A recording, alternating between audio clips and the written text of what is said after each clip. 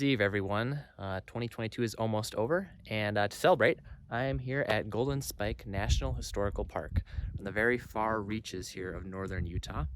And this is the spot where on May 10th, 1869, the Central Pacific and Union Pacific Railroads met for the first time, creating the first transcontinental railroad. So a historic site here out in Utah. I'm gonna go into the park, see what we can see. They're supposed to be having some winter steam days today, so there might be a train running. I don't know, we'll see. I'm gonna go and check it out and have some fun. The boom town that sprung up around this joining of the two railroads was called Promontory, and was apparently quite the ghastly place with lots of gambling and con artists. So quite the lovely town. If we read that quote there, people did not think very highly of this town in moral regards. The reason the town no longer remains is because in 1904 they built the Lucin Cutoff, which is just a causeway right through the middle of the Great Salt Lake that bypassed this route that went through hilly mountainous terrain. Then for the World War II effort, they pulled up all the iron rails, and this line was no longer used. Now it just remains as this national park service site. Out in pretty much the middle of nowhere here. There is no more town or anything to be seen.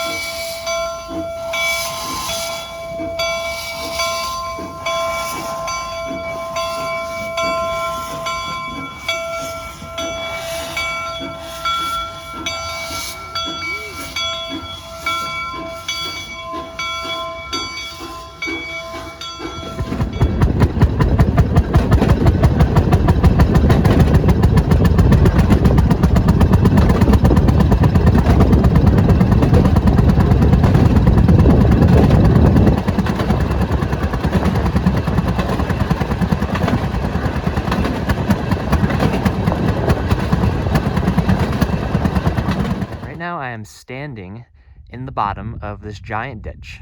This is of course not a natural ditch, but this is what is known as the last cut. This is the final cut made through the terrain for the Transcontinental Railroad.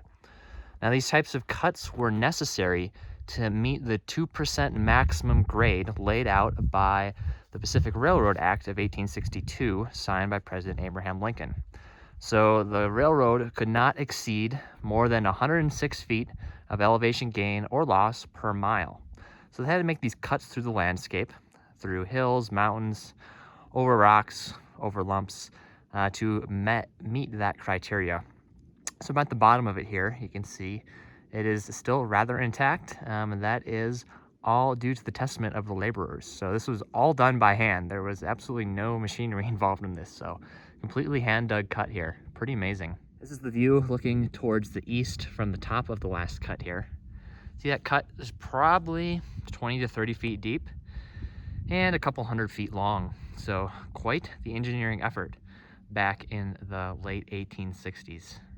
You'll notice above the cut that they have these very neatly stacked rock piles.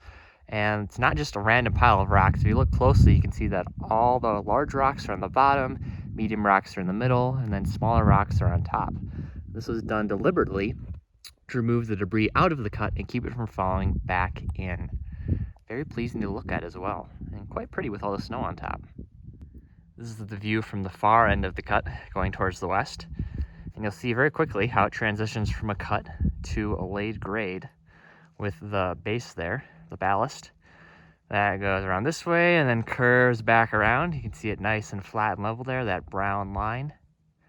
Heading over towards the west, towards the Golden Spike site itself. Awesome view from up here. This section here appears to have been where some type of trestle or bridge would have been constructed. Unfortunately, I was too cheap to buy the guidebook at the visitor center, so we'll just have to imagine what was here, but you can clearly tell that there used to be something connecting these 2 points right here. What it is, leave that up to interpretation. This monolith in front of me here is called the Chinese Arch. It is named for the fact that there are many Chinese immigrant laborers that worked for the Central Pacific Railroad, helping build their section from Sacramento to this point of the Transcontinental Railroad. This arch was created by water erosion as part of the prehistoric Lake Bonneville that once covered pretty much this entire region. It has now receded into a shadow of its former self, that being the Great Salt Lake, which you can kind of maybe see in the distance there. There's not much happening these days. That northern section looking pretty dismal indeed. Here we come to an interesting example of what's called parallel grading. So I'm currently standing on the old grade for the Central Pacific Railroad, and down below to the right there, that is the grade for the Union Pacific Railroad. Now you might be asking yourself, I thought it was just one railroad, why are there 2 separate grades? Well, what happened is that both companies were working from opposite directions, and grading crews worked many miles ahead of the actual track laying crews.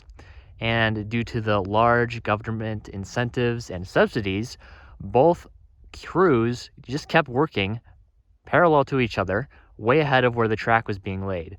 There had been no meeting point for the 2 tracks established, so grading continued parallel to each other, and we hence get these parallel tracks. Very interesting.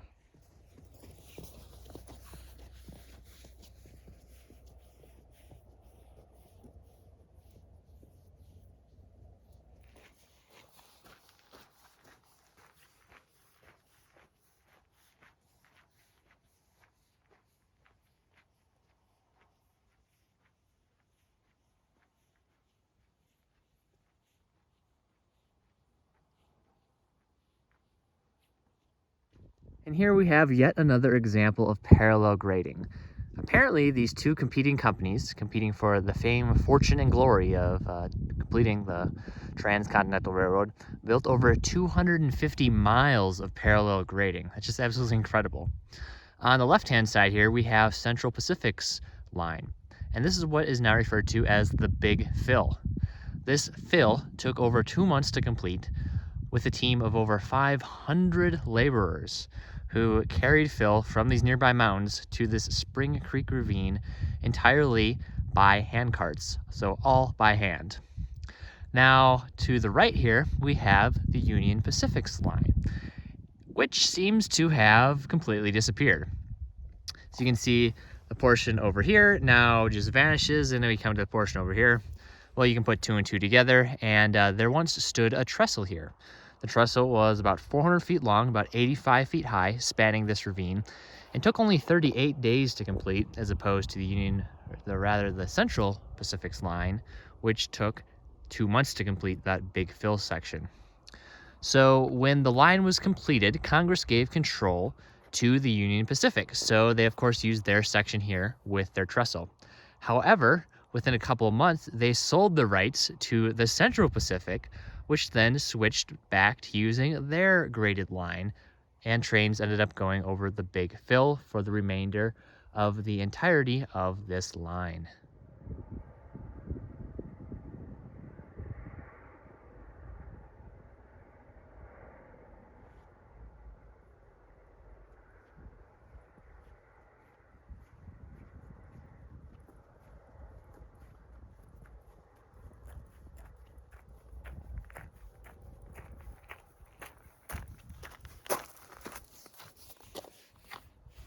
I have two non-railroad related interesting sites before we leave this area.